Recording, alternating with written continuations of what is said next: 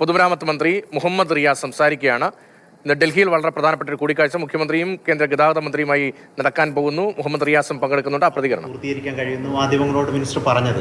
ഇപ്പോഴുള്ള നിലവിലെ സാഹചര്യം കേരളം എങ്ങനെയാണ് അതിനെ വിലയിരുത്തുന്നത്? തീർച്ചയായിട്ടും അത് ചർച്ച ചെയ്തതിന് ശേഷം അല്പം ലേറ്റാവാനുള്ള സാധ്യത കാണും. അല്ല, നമുക്ക് നോക്കാം. ചർച്ച കൂടി കഴിയട്ടെ. ബഹുമാനപ്പെട്ട മന്ത്രിയുമായിട്ട് ചർച്ച ചെയ്ത് ചർച്ചയ്ക്ക് ശേഷം അതിന്റെ കാര്യങ്ങൾ പറയാം. അതിലൊരു പ്രയാസമുള്ള കാര്യമില്ല. ഈ അന്വേഷണം കൂടുതൽ വിശദമായിട്ട് വേണമെന്ന് ആവശ്യം ഉന്നയിക്കുമോ? ഇപ്പോൾ NHAIയുടെ പ്രൊജക്ട് ഡയറക്ടർ, സൈറ്റ് എഞ്ചിനീയർ അടക്കമുള്ളവരെ സസ്പെൻഡ് ചെയ്യുകയോ ഡിസ്മിസ് ചെയ്യുകയോ ചെയ്തുള്ള നടപടികൾ എടുത്തിട്ടുണ്ടല്ലോ. അപ്പോൾ വിശദമായിട്ടുള്ളൊരു അന്വേഷണം കൂടുതലായിട്ട് വേണം. അല്ല, ഇതിൽ national highway authority of India ചെയ്യേണ്ട കാര്യങ്ങൾ അവർ ഒരു ഭാഗത്ത് ചെയ്യുന്നുണ്ട്. അത് ചെയ്യട്ടെ. അത് ചെയ്യുന്നതോടൊപ്പം തന്നെ പദ്ധതി പൂർത്തീകരിക്കണമല്ലോ. പദ്ധതി പൂർത്തീകരിക്കേണ്ട എന്നുള്ള അഭിപ്രായം കേരളത്തെ സ്നേഹിക്കുന്ന ആർക്കെങ്കിലും ഉണ്ടാകും? പദ്ധതി പൂർത്തീകരിക്കണം. അപ്പോൾ പദ്ധതി പൂർത്തീകരിക്കാൻ എന്തൊക്കെ ചെയ്യാനാകും, എപ്പോൾ പൂർത്തീകരിക്കാനാകും, സ്റ്റേറ്റ് ഗവൺമെൻറ് അതിൽ ഇനി എന്തൊക്കെ സഹായമാണ് ചെയ്യേണ്ടത്, ഇതൊക്കെ ചർച്ച ചെയ്യും.